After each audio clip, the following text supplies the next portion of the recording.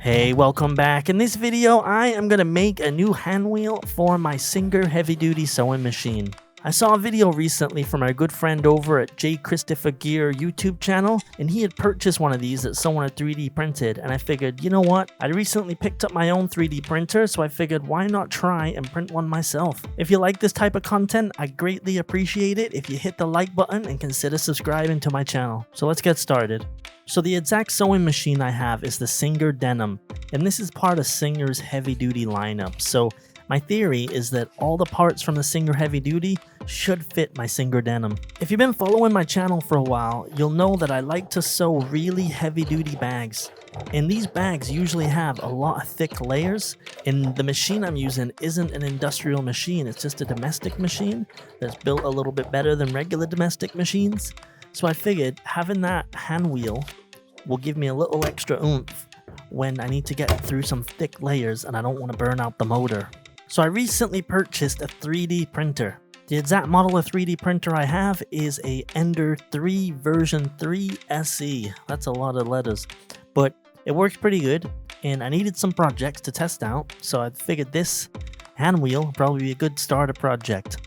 I initially thought that I'd have to design my own hand wheel on 3D CAD software, but after a little looking on the internet, I actually found the exact STL file that our friend over at J. Christopher Gear's hand wheel was actually created from.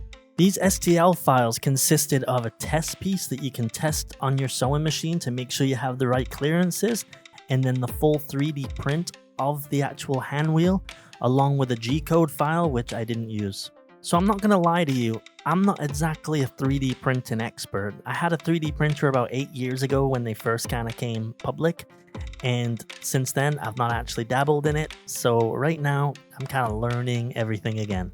So after a couple of hours of messing around with this software and trying to learn how to use it, I finally got the G-code on my 3D printer. So I started with the test piece because I didn't want to print the whole thing and use all that filament without it even fitting. So I printed the test piece and we tried fitting that to the machine. So I had to take off the old hand wheel. So that's just held on by friction. You can just pull it right off. It's on there pretty tight, but it'll come off if you give it a good yank. I thought the test piece was kind of a good fit. It wasn't too loose, it wasn't too tight, and I thought, you know what? I could probably go ahead and print the full-size hand wheel and it will probably do pretty good. As I said recently, I'm not exactly the 3D printing expert, so I don't really have my settings all dialed in on the 3D printer. After my print was completed, I found that I could have made it a bit better by putting more infill and thicker walls, just to make it a bit stronger, but overall it's going to serve the purpose that I printed it for.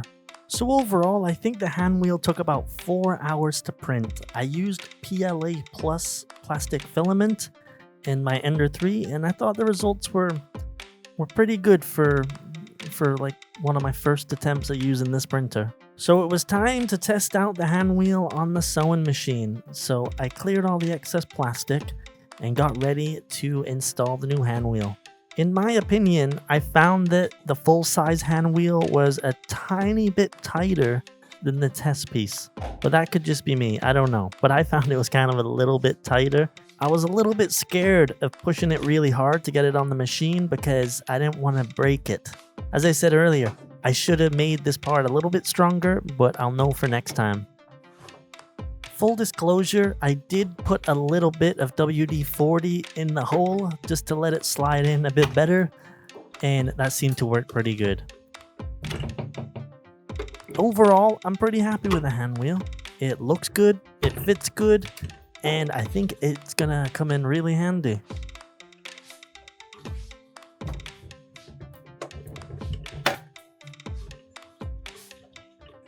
So even though it looks the part, I still gotta make sure that it actually works. So what I did is I took some 600 denier Cordura nylon and I folded it to get 6 layers.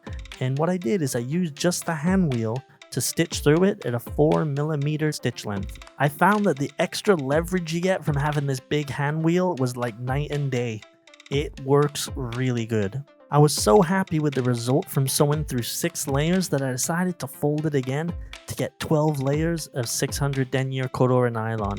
And you know what? I couldn't even tell the difference. It just goes through it like butter. Think I'm ever gonna go back to the little hand wheel. I like this one, and what I might do is I might make some modifications to it to make it even better. And of course, next time I print it, I'm gonna print it a little bit stronger. So the hand wheel project is done. If you got any ideas for anything else I should 3D print for my sewing machine, let me know in the comments section below. I'd love to hear from you. Thank you for watching. Don't forget to like and subscribe. Take care of yourself, and I'll see you guys next time. Bye-bye.